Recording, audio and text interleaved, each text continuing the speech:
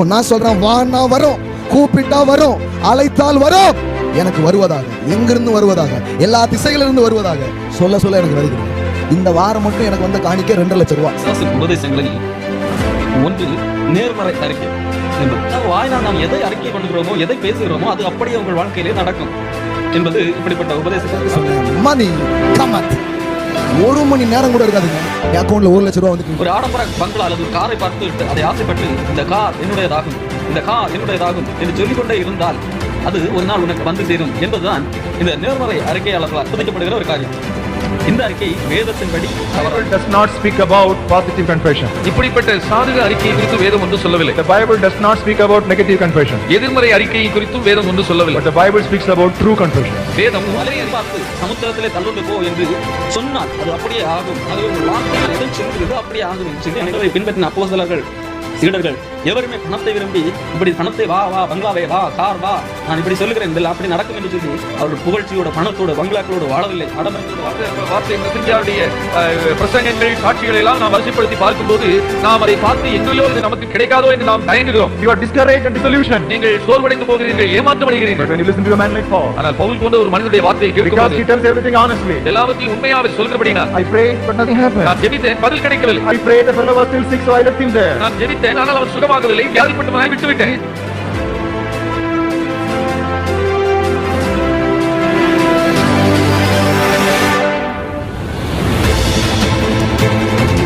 கிறிஸ்துவுக்குள் பிரியமானவர்களே, இன்று கிறிஸ்தவ போதனை என்கின்ற பெயரிலே பேசப்படும் அநேக பிசாசின் உபதேசங்களில் ஒன்று நேர்மறை அறிக்கை என்பது. அதாவது வாயினால் நாம் எதை அறிக்கை பண்ணுகிறோமோ, எதை பேசுகிறோமோ அது அப்படியே உங்கள் வாழ்க்கையிலே நடக்கும் என்பது இப்படிப்பட்ட உபதேசக்காரர்களால் பேசப்படுகிற ஒன்று. எதிர்மறை அறிக்கை எப்படி தவறானதோ அதே போல நேர்மறை அறிக்கையும் தவறானது தான். அப்படியானால் நாம் எதை அறிக்கை செய்ய வேண்டும்? சத்தியத்தை, உண்மையை அறிக்கை செய்ய வேண்டும். இதுதான் நமக்கு வேதம் காண்பிக்கிறது. ஒருவர் ஒரு ஆடம்பர பங்களா அல்லது ஒரு காரை பார்த்து விட்டு அதை ஆசைப்பட்டு இந்த கார் என்னுடையதாகும், இந்த கார் என்னுடையதாகும் என்று சொல்லிக்கொண்டே இருந்தால் அது ஒரு நாள் உனக்கு வந்து சேரும் என்பதுதான் இந்த நேர்மறை அறிக்கையாளர்களால், அது பாசிட்டிவ் கன்ஃபெஷன் பிரசங்கியர்களால் போதிக்கப்படுகிற ஒரு காரியம்.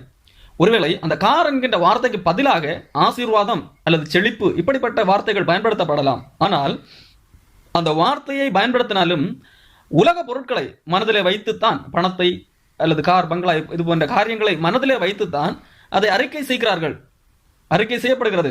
நான் எத்தனையோ முறை சொல்லியிருக்கிறேன், 8 திசைகளிலும் இருந்து எனக்கு வருவதாகன்ட்டு. இன்னைக்கு ஆண்டவருடைய நாமத்துக்கு மகிமையா சொல்றேன். எந்த நாடுன்னு எனக்கு தெரிய மாட்டேங்குது. அன்னைக்கு பேங்க்ல கூட கேட்டேன், எந்த கண்ட்ரில இருந்து போட்டாங்கன்னு தெரியலங்க, 1 லட்சம் ரூபா வந்திருக்குங்க அப்படிங்காங்க. ஒவ்வொரு முறையும் நான் அதை சொல்லியிருக்கிறேன். 2000 ரூபாயில ஸ்டார்ட் ஆயிருக்குது. ஆனா ஒவ்வொரு முறையும் சொல்லியிருக்கிறேன், மணி கம்மத் என்னிடத்திலே வருவதாக. நான் தேவனுடைய பிள்ளை, தேவனுடைய நோக்கத்துக்காக இந்த பூமியில நிற்கிறேன். எனக்கு வருவதாக, எங்கிருந்து வருவதாக, எல்லா திசைகளிலிருந்து வருவதாக சொல்ல சொல்ல எனக்கு வருகுதுங்க. இந்த வாரம் மட்டும் எனக்கு வந்த காணிக்க 2 லட்சம் ரூபாய். அதுல ஒரு தங்க வளையலும், இன்னும் என்னென்ன வரப்போதோ. அங்க நின்றுகிட்டு சொன்னேன், அவ காது கேட்க சொன்னேன், மணி கம்மத் 1 மணி நேரம் கூட இருக்காதுங்க, என் அக்கௌண்ட்ல 1 லட்சம் ரூபாய் வந்து கிரெடிட் ஆச்சு. இந்த அறிக்கை வேதத்தின்படி தவறானது.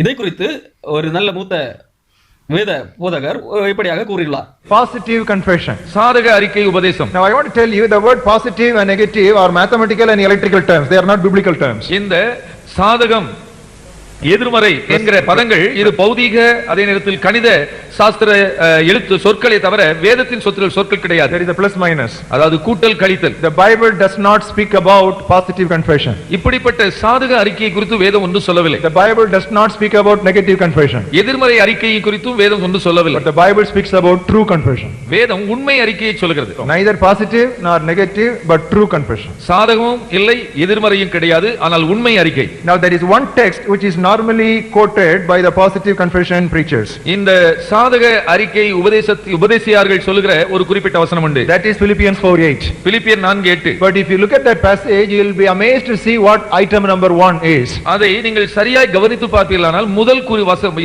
பதம் என்ன என்று நீங்கள் பார்ப்பீர்கள். Finally, brethren, whatever things are true. கடைசியாக சகோதரரே, உண்மை உள்ளவைகள் எவைகளோ. Now there is no question of positive or negative. Whatever things are true, that you should think and that you should speak. இங்கே வாசிப்பது என்னவென்றால் சாதகமானவைகள் எவைகளோ எதிர்மறையானவைகள் எவைகளோ என்று சொல்லாமல் உண்மை உள்ளவைகள் எவைகளோ அவைகளையே சிந்தியுங்கள், அவைகளையே பேசுங்கள் என்று சொல்கிறது. அன்புக்குரியவர்கள், அதே போலதான் தேவனுடைய ராஜ்யம் வெறும் பேச்சிலே அல்ல, பலத்திலே இருக்கிறது. இன்னைக்கு அநேகர் என்ன செய்கிறார்கள்? நீ எப்படி இருந்தாலும் பரவாயில்லை, ஆனால் உன் வாழ்க்கையிலே நீ உன் வாயினால் நான் நீதிமான் நீதிமான் நீதிமான் என்று சொல்லிக்கொண்டே இருந்தால் நீ நீதிமான், ஆனால் உன்னுடைய செயல்களை மாற்ற வேண்டியது அப்படி எதுவும் இல்லை என்று சொல்லுகிறார்கள். அதாவதாக நான் எதை பேசுகிறேனோ அதாக நான் மாறுகிறேன் என்பதாக சொல்லுகிறார்கள். அன்புக்குரியவர்களே, வெறும் பேச்சிலே காரியம் இல்லை என்பதை வேதத்தின் உதாரணத்தின் வழியாக பார்க்கலாம். பிலேயாம் என்கின்ற ஒரு மனிதனை குறித்து வேதம் காண்பிக்கிறது. அவன் என்ன சொல்லுகிறான்? எண்ணாகமத்தின் புஸ்தகம் 23ஆம் அதிகாரம் 10ஆம் வசனம். அவன் தன்னுடைய வாயை திறந்து என்ன சொல்லுகிறான்? எதை அறிக்கை செய்கிறான்? நீதிமான் மரிப்பது போல் நான் மரிப்பேனாக, என் முடிவு அவன் முடிவு போல், அதாவது நீதிமானுடைய முடிவு போல் இருப்பதாக என்கிறான். அதாவது இவனுடைய அறிக்கை எப்படி இருக்கிறது? ஒரு நேர்மறை அறிக்கையாக, நான் நீதிமானாக மரிப்பேன், நான் நீதிமானை போல என்னுடைய முடிவு அமையும் என்பதாக அவன் அறிக்கை செய்கிறான். ஆனால் அவனுடைய முடிவை குறித்து வேதம் என்ன சொல்கிறது? எண்ணாகமம் 31ஆம் அதிகாரம் 8ஆம் வசனத்திலே அவன் துன்மார்க்கனை போல மரித்தான் என்று சொல்லி சொல்லப்பட்டிருக்க. அவனை பட்டயத்தால் வெட்டி கொண்டு போட்டார்கள். அவனுடைய செயல் அவ்வளவு கேடான இருந்தது. ஜனமே உங்களை வஞ்சிக்கிற செயலாக இருந்தது. அவனுடைய முடிவு அப்படியாக காணப்பட்டது. ஆகவே இங்கே வாயினால் நான் எதை சொல்லுகிறேனோ அப்படியே ஆவேன் என்பது அல்ல, என்னுடைய உள்ளத்தில் எது இருக்கிறதோ, நான் உள்ளத்திலே துன்மார்க்கமாய் நடந்து கொண்டு, என் செயல்கள் துன்மார்க்கமாய் இருந்து கொண்டு, என் வாயினாலே நான் எதை பேசுகிறேனோ அது அப்படியே நடக்கும் என்பது அது தவறான காரியமாய் காணப்படுகிறது. ஆகவே மூட நம்பிக்கைகளுக்கு அடுத்த உபதேசங்களை விட்டு உண்மையை அறிக்கை செய்ய சொல்லும் வேத வசனங்களுக்கு நேராக நம்முடைய கவனங்களை திருப்புவோம். வேதம் எந்த இடத்திலேயும் நீங்கள் நேர்மறை அறிக்கை செய்யுங்கள் என்றும் சொல்லவில்லை, எதிர்மறை அறிக்கை செய்யுங்கள் என்று சொல்லவில்லை, ஆனால் உண்மையை அறிக்கை செய்யுங்கள் என்று வேதம் தெளிவாக சொல்கிறது. இவர்கள் பயன்படுத்துகிற இன்னொரு வார்த்தை என்னவென்றால், மத்தேயு 21ஆம் அதிகாரத்தில் 21ஆம் வசனத்திலே ஆண்டவர் இயேசு கிறிஸ்து தன்னுடைய சீடர்களை பார்த்து சொல்லுகிற வசனம், நீங்கள் இந்த மலையை பார்த்து சமுத்திரத்திலே தள்ளுண்டு போ என்று சொன்னால் அது அப்படியே ஆகும், ஆகவே உங்கள் வார்த்தையினால் எதை சொல்லுகிறீர்களோ அப்படியே ஆகும் என்று சொல்லி அநேகர் போதிப்பதுண்டு. மரத்துக்கு நான் செஞ்சதை நீ மலைக்கு செய்ய முடியும். பெயர்னா பெயரும், நடுனா நடப்படும். நான் சொல்றேன், வான்னா வரும், கூப்பிட்டா வரும், அழைத்தால் வரும். அன்புக்குரியவர்களே, இந்த வார்த்தை சரியாக மனிதர்கள் புரிந்து கொள்வதில்லை. அதாவது உன் வாழ்க்கையில் நீ எதை சொல்லுகிறாயோ அது அப்படியே நடக்கும். இந்த மலையை பார்த்து பேருந்து போ என்று சொன்னால் அப்படியே நடக்கும். அதே போல உன் வாழ்க்கையில நீ கார் வா என்று சொன்னால் வரும், பணம் வா என்று சொன்னால் வரும், உன்னுடைய வாழ்க்கையில் இருக்கிற பிரச்சனையை போ என்று சொன்னால் போகும். இப்படியாக அநேகர் நினைப்பதுண்டு. ஆனால் வேதம் நமக்கு தெளிவாக சொல்லுகிறது. ஆண்டவர் சொல்லுகிறார், நீ அப்படி சொன்னால் போகும் என்று சொல்லுகிற அதே ஆண்டவர் அதை சொல்வதற்கு ஆண்டவர் சொல்ல வேண்டும். விளங்கிக் கொள்ளுங்கள், நாம் நமக்கு முன்பாக இருக்கிற மலையை பார்த்து இந்த மலையை தள்ளுண்டு போ என்று பேசினால் அது பெயர்ந்து போகும். அது எப்பொழுது ஆண்டவர் என்னிடம் சொல்ல வேண்டும், நீ இந்த மலையை பார்த்து பேசு என்று சொல்ல வேண்டும். ஆண்டவர் சொல்லி நான் அப்படி செய்தால் அது பெயர்ந்து போகும். அதுதான் நம்ம முழு வேதத்தை படிக்கும் போது நமக்கு தெரிகிற உண்மை. எப்படி தெரியும்? அதன் அடுத்த வசனத்தில் ஆண்டவர் சொல்லுகிறார், விசுவாசம் உள்ளவர்களா எவைகளை கேட்பீர்களோ அவைகளை பெற்றுக்கொள்வீர்கள் என்று சொல்லுகிறார் ஆண்டவர் இயேசு. ஆகவே எவைகளை கேட்டாலும் பெற்றுக்கொள்வோம் என்று சொல்லி மனதில் உள்ள எல்லா இச்சைகளையும் அப்படி கேட்போம் என்று சொன்னால் அல்ல, அப்படி அல்ல. அதனுடைய பொருள் நாம் ஆண்டவருடைய விருப்பத்தின்படி நாம் எதை கேட்கிறோமோ அதை பெற்றுக்கொள்வோம். இது தெளிவாக 1 யோவான் 5ஆம் அதிகாரம் 14ஆம் வசனத்தில் சொல்லப்பட்டிருக்கிறது. நாம் எதையாகிலும் அவருடைய சித்தத்தின்படி, தேவனுடைய சித்தத்தின்படி கேட்டால் அவர் நமக்கு செவி கொடுக்கிறார் என்பதே அவரை குறித்து நாம் கொண்டிருக்கிற தைரியம். அன்புக்குரிய ஆண்டவர் இயேசு கிறிஸ்து ஒரு அத்திமரத்தை பார்த்து உன்னிடத்தில் ஒரு கால கனி உண்டாகாதிருப்பது என்று சொன்னார். அடுத்த நாளில் வரும்போது அது பட்டு போயிருந்தது. அப்படின்னா ஆண்டவர் இயேசு கிறிஸ்து சொன்னார், அது அப்படியே நடந்தது. ஆகவே நீங்களும் சொல்லுங்கள், அது அப்படியே நடக்கும் என்று சொல்லி இன்றைக்கு எனக்கு போதிப்பதுண்டு. ஆண்டவர் இயேசு கிறிஸ்து சொன்னார். ஏன் தெரியுமா? ஆண்டவர் இயேசு கிறிஸ்துவோடு பிதா சொன்னார். பிதா சொல்லாத எந்த ஒரு காரியத்தையும் அல்லது பிதா செய்து காண்பிக்காத எந்த ஒரு காரியத்தையும் ஆண்டவர் இயேசு கிறிஸ்து சுயமாய் செய்யவில்லை என்று சொல்லி ஆண்டவர் வேதம் தெளிவாக சொல்லுகிறது. யோவான் 5ஆம் அதிகாரம் 19ஆம் வசனம் ஆண்டவர் சொல்லுகிறார், பிதாவானவர் செய்ய குமாரன் காண்கிறது எதுவோ அதையே அன்றி வேறு ஒன்றையும் தாய்மாய் செய்ய மாட்டார். அவர் எவைகளை செய்கிறாரோ அவைகளையே குமாரனும் செய்கிறார். யோவான் 14:31 நான் பிதாவில் அன்பா இருக்கிறேன் என்றும் பிதா எனக்கு கட்டளைப்பட்டபடியே செய்கிறேன் என்றும் அங்கே ஆண்டவர் சொல்கிறார். அதாவது ஆண்டவர் பிதா எதை சொல்லி கட்டளையிடுகிறாரோ அதை மாத்திரம் தான் இயேசு கிறிஸ்து செய்தார். ஆகவே அவர் சொன்னதெல்லாம் அப்படியே நடந்தது. இன்னைக்கு நீங்கள் சொன்னதெல்லாம் நடக்கும். எப்பொழுது ஆண்டவர் உங்களிடத்திலே சொல்லி அதை நீங்கள் செய்தால் அப்படியே நடக்கும். புரிந்து கொள்ளுங்கள், வேத வசனங்களை ஏதோ ஒரு பகுதியை மட்டும் படித்து விட்டு தவறாக புரிந்து கொள்ளக்கூடாது. ஆகவே தான் அந்த வசனங்கள் உங்கள் வாழ்க்கையிலே பொருந்தாமல் இருக்கிறது. அனைவரும் விசுவாசத்தினால் எதைகளை கேட்டுக்கொள்வோம் பெற்றுக்கொள்வீர்கள் என்கின்ற அந்த பகுதியை தவறாக புரிந்து கொண்டு நம்ம எதை வேண்டுமானால் கேட்கலாம், ஆண்டவர் பெற்றுக்கொள்ளும் என்று சொல்லி அது கேட்டுக்கொண்டே இருக்கிறார்கள், பெற்றுக்கொள்ளாமல் அதனால் சோர்ந்து போய் ஆண்டவர் பொய் சொல்லிவிட்டார் என்பது போல நினைக்கிறார்கள். அப்படி அல்ல. அதனுடைய முழு கருத்து என்னவென்றால், ஆண்டவருடைய சித்தத்தின்படி காரியங்களை நாம் கேட்கிற போது நாம் பெற்றுக்கொள்கிறோம். யோவான் 12ஆம் அதிகாரத்தில் நாம் வாசிக்கும் போது ஆண்டவர் சொல்லுகிறார் 26ஆம் வசனத்திலே, ஒருவன் எனக்கு ஊழியம் செய்கிறவனாயிருந்தால், இயேசு கிறிஸ்துவுக்கு ஊழியம் செய்கிறவனாயிருந்தால் என்னை பின்பற்ற கடவன். யாரை? இயேசு கிறிஸ்துவை பின்பற்ற கடவன் என்று சொல்லுகிறார். அன்புக்குரியவர்களே, இயேசு கிறிஸ்து பிதா சொல்லாத எதையுமே அவர் செய்யவில்லை. செய்துவிட்டு நான் விசுவாசத்தினால் சாதித்தேன் என்று சொல்லவில்லை. பிதா சொல்லி செய்கிறார், ஆகவே அது நடந்தது. அதே போல தேவனுடைய சித்தத்தின்படி நீங்கள் செய்தால், அவர் சொல்லி செய்தால் அது நடக்கும். மற்றபடி நீங்களாகவே எனக்கு பணம் வா வா வா என்று சொன்னால் அது வருவதில்லை.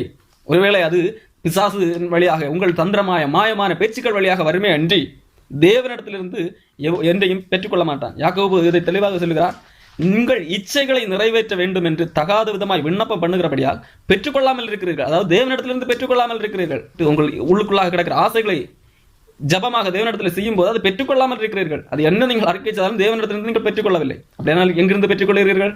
ஒருவேளை உங்களுக்கு உலகத்தின் அதிபதியிடத்திலிருந்து வர வாய்ப்பு உண்டு. அன்புக்குரியவர்களை நீங்கள் புரிந்து கொள்ள வேண்டும். நேர்மறை அறிக்கை செய்கிறதுனால் எனக்கு வாழ்க்கையில் எல்லாம் மாறிவிடும் என்று சொல்லி நீங்கள் நினைப்பீர்கள் என்று சொன்னால் அது தவறானது. அப்படியானால் பவுலுடைய வாழ்க்கையிலே ஒரு முள் கொடுக்கப்பட்டிருந்தது. அவனுக்கு ஒரு மலை போன்ற ஒரு பிரச்சனை என்று வைத்துக் கொள்ளும். அவன் என்ன சொல்லியிருக்க வேண்டும்? அந்த முள்ளை போ, நான் உனக்கு கட்டளை கொடுக்கிறேன், போ என்றல்லவா சொல்லியிருக்க வேண்டும். உடனே அது போயிருக்க வேண்டும் அல்லவா? ஆனால் வேதம் என்ன சொல்லுகிறது? அது நீ என்னை விட்டு நீங்கும்படி அவன் ஆண்டவரை நோக்கி பார்க்கிறான். ஆண்டவரே, இது நீங்க வேண்டும், இது உனக்கு சித்தமா என்று சொல்லி ஆண்டவரை நோக்கி பார்க்கிறான். ஆண்டவர் சொல்லுகிறார், ஆண்டவர் அதை நீங்க வேண்டும், நீ அதை சொல்லு என்று சொல்லியிருந்தால் அவர் பவுல் சொல்லியிருப்பார், நீ முள்ள என்னை விட்டு போ என்று சொல்லியிருந்தால் அது போயிருக்கும். ஆனால் ஆண்டவர் சொல்லுகிறார், இல்லை, இந்த முள் போகும்படியாக அல்ல, உனக்கு நான் கிருபையை தருகிறேன் என்று சொல்லி ஆண்டவர் சொல்லுகிறார். 3 தரம் ஜெபித்தேன், ஆனால் அது என்னை விட்டு நீங்கவில்லை. மாறாக பலவீனத்திலே என் கிருபை பூரணமாய் விளங்கும் என்று சொல்லி ஆண்டவர் சொன்னார். ஆகவே அந்த ஆண்டவர் சொன்ன பதிலே பவுல் பெற்றுக்கொண்டார். அவர் அங்கே அதை மீறி நான் நேர்மறை அறிக்கை செய்கிறேன், என் முள் என்னை விட்டு விலகுவதாக என்று சொல்லவும் இல்லை, அது அவரை விட்டு நீங்கவும் இல்லை. I want to thank God for the honesty in the confessions of Apostle Paul. அப்போஸ்தலனாகிய பவுலின் வார்த்தையில் இருந்த உண்மையை நான் அதிகமாய் பாராட்ட His விரும்புகிறேன். honesty has been a blessing to all of us. அவர் உண்மையாய் இருப்பதினால் நமக்கு எத்தனையோ பேர் ஆசீர்வாதம். Shall I quote an example? எடுத்துக்காட்டு ஒன்று. He says, I have a thorn in my flesh. என்னுடைய மாம்சத்தில் ஒரு முள் இருக்கிறது. Once I prayed, ஒரு முறை நான் ஜெபித்தேன். twice I prayed, இரண்டாவது முறை ஜெபித்தேன். thrice I prayed, மூன்றாவது முறை ஜெபித்தேன். but no answer. எனக்கு பதில் இல்லை. The answer was my grace is sufficient, but the answer was not healing. எனக்கு பதில் உண்டான பதில் சுகம் கிடையாது, ஆனால் அதற்கு பதிலாக என் கிருபை உனக்கு போதும் என்பதுதான். Because the man had honestly written that, today you and I are encouraged, you know that. இன்றைக்கு அந்த மனிதன் அதை வார்த்தைகளை உண்மையாய் எழுதி வைத்தபடியால் தான் உங்களுக்கும் எனக்கும் அந்த வார்த்தை ஆசீர்வாதமாய் But இருக்கிறது. sometimes when we listen to certain faith preachers, the way they put all their answered prayers together, it leaves you disillusioned as if you are not having faith. இன்றைக்கு சில விசுவாச வார்த்தை பிரசங்கியாருடைய பிரசங்கங்கள் சாட்சிகளை எல்லாம் நாம் வரிசைப்படுத்தி பார்க்கும்போது நாம் அதை பார்த்து எங்கேயோ இது நமக்கு கிடைக்காதோ என்று நாம் தயங்குகிறோம். You are discouraged and disillusioned. நீங்கள் சோர்வடைந்து போகிறீர்கள், ஏமாற்றப்படுகிறீர்கள். But when you listen to a man like Paul, ஆனால் பவுல் போன்ற ஒரு மனிதனுடைய வார்த்தையை because கேட்கும்போது he tells everything honestly, எல்லாவற்றையும் உண்மையாக சொல்கிறபடியால், I prayed but nothing happened. நான் ஜெபித்தேன், பதில் கிடைக்கவில்லை. I prayed, the fellow was still sick, so I left him there. நான் ஜெபித்தேன், ஆனால் அவன் சுகமாகவில்லை, வியாதிப்பட்டவனாய் He விட்டுவிட்டேன். is my true son in faith, but still nothing helps, so I am giving him a medicine. இவன் என் விசுவாசத்தின் உத்தமகுமாரன், அவன் வியாதிப்பட்டிருந்தான், அவனுக்கு சுகம் கிடைக்கவில்லை, ஆகவே மருந்து சாப்பிடு என்று ஆலோசனை And கொடுத்தேன். I stand before you with fear and trembling. நான் உங்களுக்கு முன்பாக பயத்தோடும் நடுக்கத்தோடும் நின்றேன். A very realistic person, மிக உண்மையான ஒரு நபர், a very practical person, நடைமுறையான நபர். down to earth. He is very real and true. அவன் பூமியிலே நிற்கிற மனிதனாய் பேசினான். So that is a great encouragement to அது us. நமக்கு மிகப்பெரிய தைரியம். So don't leave wrong impressions before people by your testimony or by your preaching. உங்களுடைய பிரசங்கத்தின் வாயிலாகவோ உங்கள் சாட்சியின் மூலமாகவோ நீங்கள் தவறான கருத்தை உங்கள் மக்கள் மத்தியில் விடக்கூடாது. Just tell them what happened. என்ன நடந்தது என்பதை உண்மையாய் சொல்லுங்கள். I prayed but nothing happened. Say that. That will encourage people. நான் ஜெபித்தேன், ஒன்றும் நடக்கவில்லை என்று சொல்லுங்கள், ஜனங்கள் உற்சாகப்படுவார்கள். Otherwise you will discourage the discouraged further. இல்லாவிட்டால் சோர்வாய் இருக்கிறவர்களை இன்னும் சோர்வடைய பண்ணுவீர்கள். If we don't speak the truth, நான் உண்மையை பேசவில்லை என்று சொன்னால் God will send a delusion of lie that we will believe the lie. நாம் பொய்யை விசுவாசிக்கத்தக்கதாக நம்முடைய மத்தியிலே வஞ்சகத்தின் ஆவி அனுப்புவார். அன்புக்குரியவர்களே, வேதத்தின் படி நீங்கள் வாழ வேண்டுமே தவிர உங்களை உணர்ச்சிப்படுத்தி உங்களை இல்லாதவைகளை உங்களுக்கு உணர்ச்சிப்படுத்தி செய்ய வைக்கிற காரியங்களுக்கு உடன்பட வேண்டிய அவசியம் இல்லை.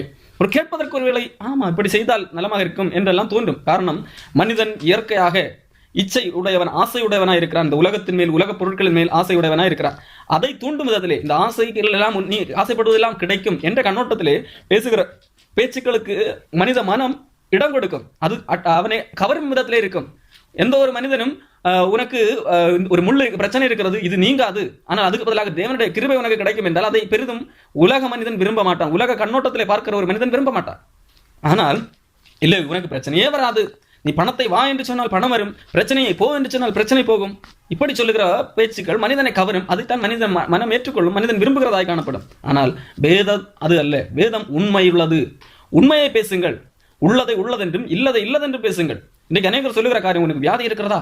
எனக்கு வியாதியே இல்லை, வியாதி இல்லை, வியாதி முடிந்து போயிற்று என்று அறிக்கை செய்யுங்கள். அப்பொழுது ஒரு நாள் உங்களை விட்டு இந்த வியாதி போகும் என்று சொல்கிறார்கள். அன்புக்குரியவர்களே, இதை நம்பி அநேக ஜனங்கள் அப்படி சொல்லி அப்படி அவர்கள் சொன்னபடி நடக்காதனால் ஏமாந்து போய் விரக்திக்குள்ளாகி எத்தனை பேர் மாண்டு போயிருக்கிறார்கள். அன்புக்குரியவர்களே, மனிதர்களுடைய ஆசை வார்த்தைகளை, இப்படிப்பட்ட போலியான வார்த்தைகளை நம்பி ஏமாந்து விடாதீர்கள். இன்னைக்கு பணத்தை வா வா என்று சொன்னால் வருவதும் இல்லை, எதை பார்த்து போ என்று சொன்னால் போவதும் இல்லை. ஆண்டவர் எதை செய்ய சொல்லுகிறாரோ அதை செய்தால் அது அப்படியாகும். அதுதான் வேதம் சொல்லுகிற காரியம். நீங்களாகவே எதை வா என்று போ என்று சொல்லும்படியாக சொல்லவில்லை. தேவன் எதை செய்ய சொல்லுகிறாரோ அதை செய்யும் போது, தேவனுக்கு சித்தமானதை செய்யும் போது அது ஆகும். ஆகவே தேவனிடத்தில் நீங்கள் கேட்க வேண்டும், தேவனோடு பேச வேண்டும். இதுதான் வேதம் சொல்லுகிற, வேதம் காட்டுகிற வழிமுறையாக இருக்கிறது. இன்னைக்கு அதிகாரத்தை நீங்களாகவே கையில் எடுத்துக்கொண்டு அப்படி பேசி சாதித்து விடுவேன் என்று சொல்லுகிறது, அது ஒரு சுய மகிமையை வெளிப்படுத்துகிறதாக, அது சுயத்தை பெருமையடை செய்கிறதாகவே காணப்படுகிறது. இதுவைகளெல்லாம் மனிதனுடைய பொருளாசையை தூண்டும் விதத்திலே காணப்படுகிற காரியம். பொருளாசைக்கு விலகி இருங்கள், வேதம் எச்சரிக்கிற ஒரு காரியம். மனிதன் எதை விட்டு விலக வேண்டும் என்று சொல்லி ஆண்டவர் எச்சரிக்கிறாரோ, எதை மனிதன் செய்யக்கூடாது என்று சொல்லுகிறாரோ அதையே தூண்டு விதமாக ஆண்டவருடைய பெயரில் உபதேசங்கள் மாற்றியமைக்கப்படுகிறது.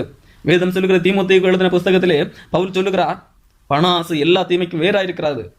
ஐஸ்வர்யவான்களாக விரும்புகிறவர்கள் கண்ணியிலும் சோதனையிலும் மனுஷரை கேட்டிலும் அழிவிலும் சிக்க வைக்கிற இச்சையிலும் சிக்கி அமிழ்ந்து போகிறார்கள்.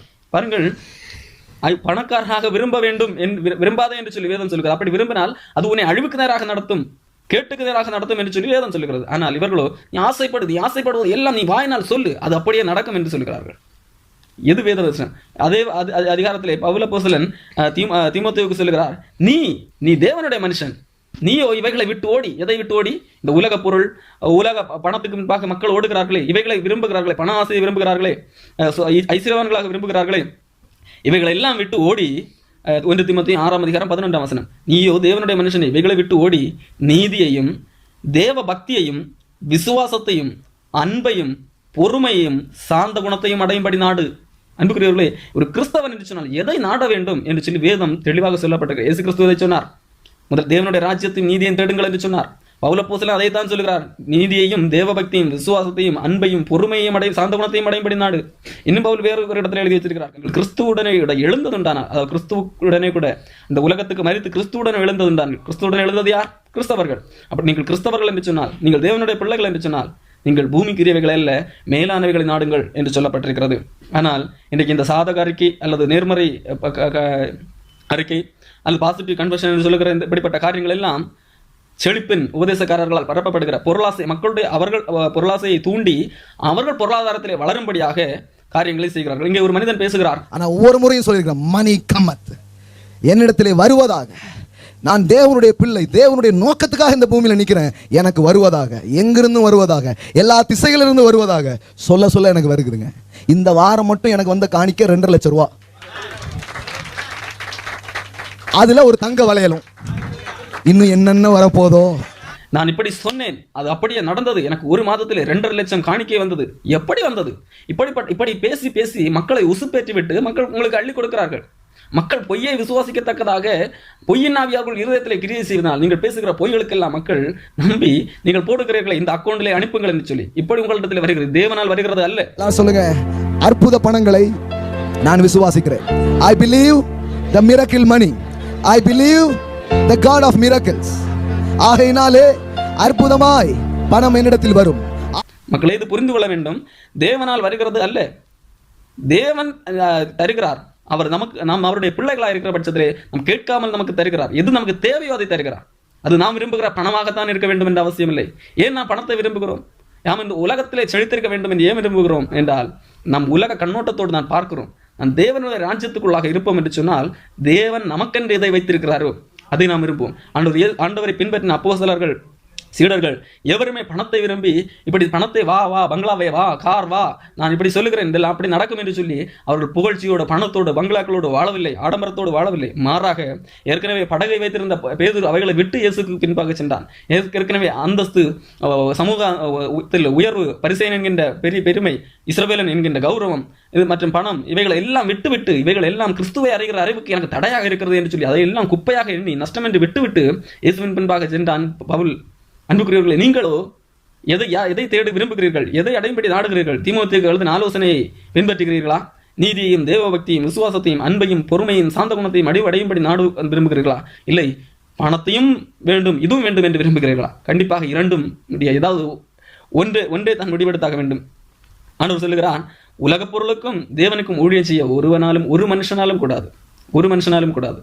ஆகவே தேவனுக்கு என்று வாழும்போது, தேவன் விரும்புகிற வாழ்க்கை வாழும்போது, தேவனுடைய பிள்ளைகளாக வாழும்போது, அந்த உறவு நிமித்தம் ஆண்டவர் நம்மை வழிநடத்துகிறவராக இருக்கிறார். நம் தேவைகளை அவர் சந்திக்கிறவராக இருக்கிறார். அவர் வாக்கு கொடுத்திருக்கிறார். நாளைய தினத்தை குறித்து கவலைப்பட வேண்டிய தேவையே இல்லை. அவர் உங்கள் பரமபிதாவாக இருக்கிறார். ஆகவே அந்த உறவு நிமித்தம் நாம் எதை குறித்தும் கலங்க வேண்டியதில்லை. நான் பணக்காரனாக வேண்டும் என்கின்ற கவலையும் இல்லை. ஐயோ நான் ஏழையாய் போய்விடுவேன் என்று வருத்தப்பட வேண்டியது. அதாவது நேர்மறை எண்ணம் தேவையில்லை, எதிர்மறை எண்ணம் தேவையில்லை. உண்மையானவைகளை பேசுவோம், உண்மையானவைகளை சிந்திப்போம். கர்த்தர் நம்மை அவருடைய பிள்ளையாக பார்க்கிறார். நித்திய ஜீவனை தந்திருக்கிறார். எதை காட்டிலும் மேலாக இந்த பூமியில எதை நீங்கள் பெற்றுக்கொள்ள முடியாது என்பதை நீங்கள் புரிந்து கொள்ள வேண்டும். ஆண்டவர் இயேசு கிறிஸ்து இந்த பூமியிலே வந்து நமக்காக பாடுகளை பட்டு மரித்து நமக்காக நித்திய ஜீவனை தந்திருக்கிறார். இதை காட்டிலும் வேறொரு பாக்கியம் உண்டோ? சிந்தியுங்கள்.